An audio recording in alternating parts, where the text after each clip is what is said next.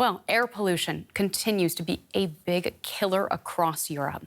Analysis from our data journalism team has revealed that last year, most people lived in areas where air quality fell short of standards set by the World Health Organization. To tackle the problem, the European Parliament is set to vote on tougher rules next week. Pollution threw Natasha's life plans up in the air. She was once a cycling instructor here in Brussels. But all that time spent in rush hour traffic took its toll on her lungs. I was waking up at night and struggling to breathe. It happened several times, so I went to my doctor and he more or less told me it was linked to air quality. So this really forced me to reconsider my job. Natasha set off on a new career in education and now takes the scenic route. She's not the only one seeking a breath of fresh air. DW researchers crunched the numbers and learned that last year, 98% of people in Europe lived in areas where air pollution levels exceed WHO recommendations. Paris, Barcelona and Athens are particularly affected, plus parts of coal-producing Poland and the area of northern Italy around Milan. Industry, transport, agriculture and domestic heating all contribute to air pollution, which is linked to an estimated 300,000 premature deaths in the EU each year. And researchers say that's not all. They are costs on ecosystem damage, on public health costs, work days loss. There is a clear cost on forestry damages. There is a cost on cultural heritage damage. The impacts on our health and on our finances are huge. Now Europe is trying harder to clean up its act. The European Commission is proposing tighter legal limits on air pollution levels and plans to make it easier for citizens to claim compensation for breaches. Some EU parliamentarians are pushing for even stricter caps. What we both want is clean air aligned with the protection of the health of our citizens, and then follow up the criteria of the World Health Organization, and basically it's follow up the criteria of the science. Air pollution is like a slow motion pandemic. We are talking about this kind of size. But governments here have a poor track record. Most EU member states have broken the bloc's current air pollution laws in the past, and some have even faced hefty fines. Meanwhile, anti-pollution policies like banning older cars from cities or restricting farming emissions are sometimes seen as discriminatory and often face public backlash. All this means hopes for a swift, decisive drop in air pollution may remain out of reach. And it's likely to take years before Europe manages to truly clear the air. And we know air pollution is a global problem, so how does the situation in Europe compare to other cities around the world where pollution is particularly high? Now, a quick reminder before we pull up the numbers here, the WHO recommends that the annual average concentration of fine particulate matter in the air should not exceed 5 micrograms per cubic meter of air. So let's take a look. As we see here, Milan is at 20, so 4 times the WHO's recommended level. Compare that to the wider Chicago area in the United States, which is just 10 micrograms per cubic meter, but still twice the WHO guidelines. And Lima, Peru, we have at 30. That is 6 times the recommended level. And Jakarta in Indonesia is at 34. But one of the most polluted cities in the world is the Indian capital, Delhi, at a whopping 114, almost 21 times the WHO's guidelines. So let's talk more about air pollution and the EU's attempts to make tougher air quality rules. DW's Rosie Burchard filed that report you just saw. She joins us from our studio in Brussels. Hi, Rosie. We just heard in your report that the EU wants to clean up its act. What is the plan exactly? So the plan is new laws which include stricter limits on air pollution, better ways to monitor air quality and easier access to justice for citizens when the air pollution rules are breached. Now, what we don't know yet, Claire, is just how strict those limits are going to be. And that's because currently there is a really big gap on the one hand between what the EU says is legal and what the World Health Organization says is healthy. Now, that gap is going to be narrowed, but how much? Well, there's a debate going on here, and we've got different lawmaking institutions really at loggerheads over this, because we have the European Parliament, which is likely to try and ask for the EU to align its rules with the World Health Organization standards. Meanwhile, the European Commission, that's the EU's executive, and some centre-right and right-wing lawmakers in the European Parliament are saying, well, listen, that is simply not feasible based on their impact assessments. That would really be too expensive, particularly for cities to try and really revamp the infrastructure that would be needed. Now, whether or not, well, wherever that ends up, probably somewhere in between those two, those laws, new laws, updated, tougher laws, won't kick in for a couple of years. So, Claire, if you're expecting any sort of overnight change here, don't hold your breath.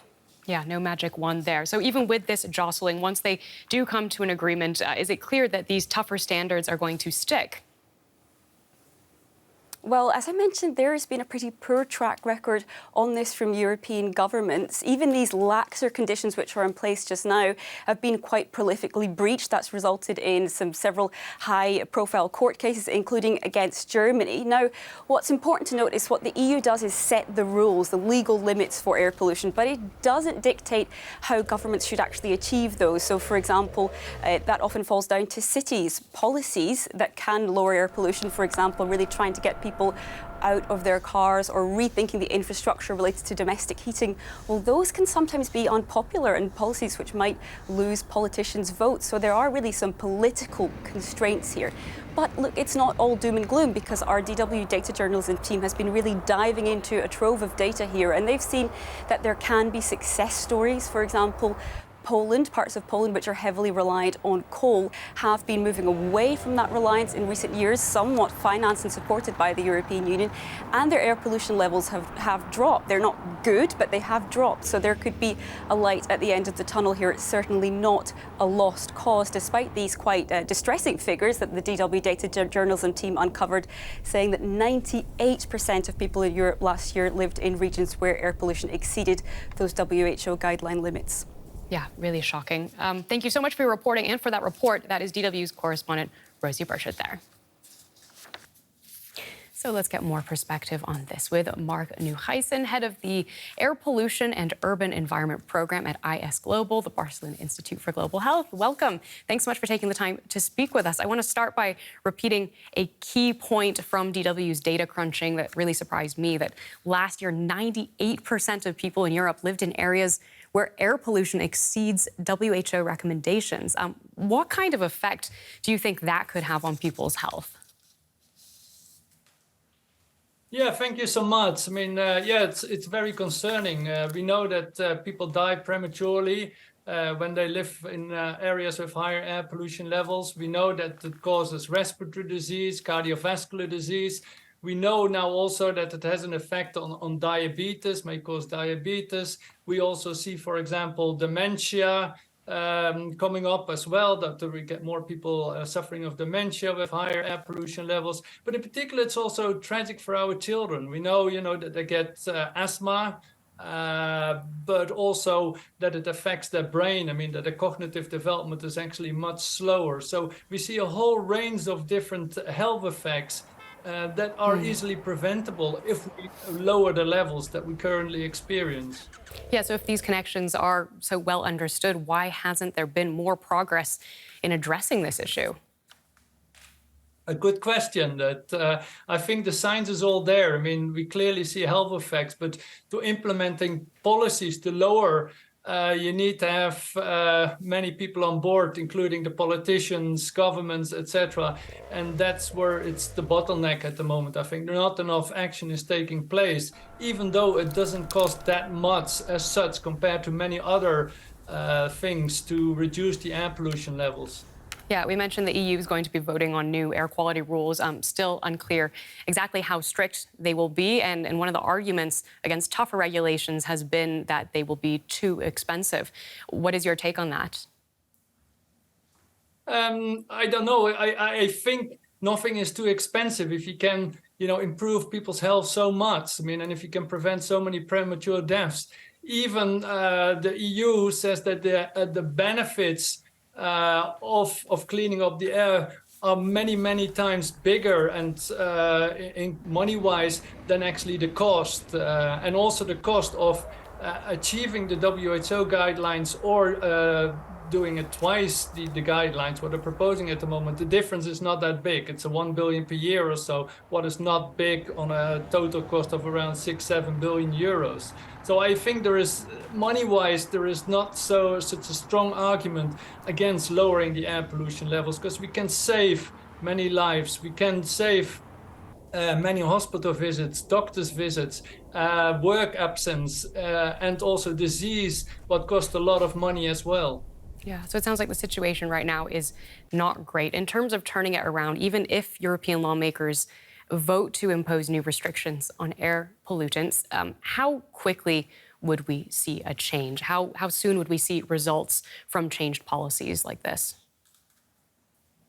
Well, it won't be overnight, that's one thing for sure. I mean, it's very important that the MEPs on Wednesday approve the new proposals, or even suggest that we go to the WHO guidelines to that level. And then it's up to the European Council to do this. And, you know, the sooner they approve new guidelines, the sooner we can actually take action and get new policies in place. But, you know, it also, it's not always so easy, because as what you said, some of the sources are residential heating, to replace that with kind of non-fossil fuels, with renewables. I mean, it's not going to be so fast, but we need to make a step at it. I mean, looking at agriculture, also changing that is not going to be so fast, but we need to do this. Transport, I think we could go in a bit faster, because, you know, we need to get people, say, out of their cars, get them to cycle and walk, what has additional benefits on people's health, because people don't have enough physical activity often. So if we get these kind of things doing, you know, in particular in cities where the majority of people live, I mean, this will be easier measures to actually achieve, I believe. Yeah, and just quickly, we don't have much time, but before we go, for our viewers who are watching from outside of the EU, can you put it into perspective for them? I mean, how does an air pollution problem that's affecting Europe also extend beyond EU borders and affect the entire world?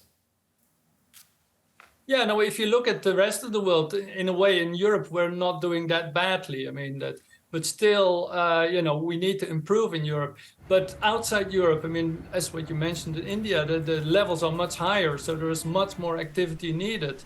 And therefore, it's also important, you know, that the EU sets an example and shows what actually can be done, so that also the rest of the world in this way can follow. Many people die each year because of air pollution throughout the world. Estimates are around 7 million per year, and that's way too high. This is a real large burden on people's life.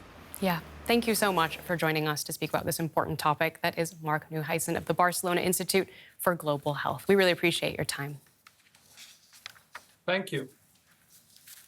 For more now, I'm joined by Dorota Jarochinska, who is a program manager in charge of air quality at the WHO Europe office. She joins me tonight from Bonn here in Germany. It's good to have you with us. I want to just repeat a key point from our report here. 98% of people in Europe live in areas where air pollution levels exceed WHO recommendations. I mean, what kind of effect is this having on people's health and the future health of their children? Thanks, Europe, for this kind invitation, because air pollution, indeed, alongside climate change, is the major environmental threat to our health. It is affecting our lungs, our hearts, our brains, in fact, most of our organs and systems. And you mentioned children. Indeed, it is the problem of premature birth. It's the problem of impaired lung development in children, but also impaired neurodevelopment. And the evidence is growing that also in adults, some neurodevelopmental diseases like dementia may be associated with exposure to air pollution. Well, you know, this is nothing new. I mean, as long as I can remember, we've been talking about the problem of air pollution, and there have been calls for governments around the world to clean up the air. What are you telling us? Have governments not been doing what they've promised to do, or have they been doing a good job, and would we be even worse off had nothing been done? You know, it's a long run. we have to admit that much has been done to improve air quality, and there are parts of Europe, parts of the world where this air quality has improved. But still, the burden of disease due to air pollution remains unchanged, and we have to act not only to continue, but we have to strengthen the work. We need strong regulations, we need political will, but we also need knowledge and awareness of, on one hand, what air pollution is doing to our health, but also what are the gains and benefits if we really clear the air. And it seems like this is a broken record when it comes to what we need to do, what we know we should do. Now we've got the European Union set to vote on new air quality rules, but those rules are still unclear exactly when we're talking about how strict they will be. You've got some arguing that tougher regulations will be too expensive. So is this going to be a tiger that doesn't have any teeth? You know, the setting regulations and standards, this is the science and policy process. What WHO is doing through air quality guidelines is saying these are air quality levels that should be achieved to effectively protect population health. So the guidelines as such are not legally binding, but they provide, we believe, robust reference point against which then decision makers need to decide how they formulate standards and targets. But the guidelines, the recommended WHO values, they set this health-based target to which we should be all working hard. Well, let's hope that we work just a little bit harder for our lungs' sake and those of our children. Dorota Jarochinska with the European Center for Environment and Health. We appreciate your time tonight. Thank you. Thank you very much. Bye-bye.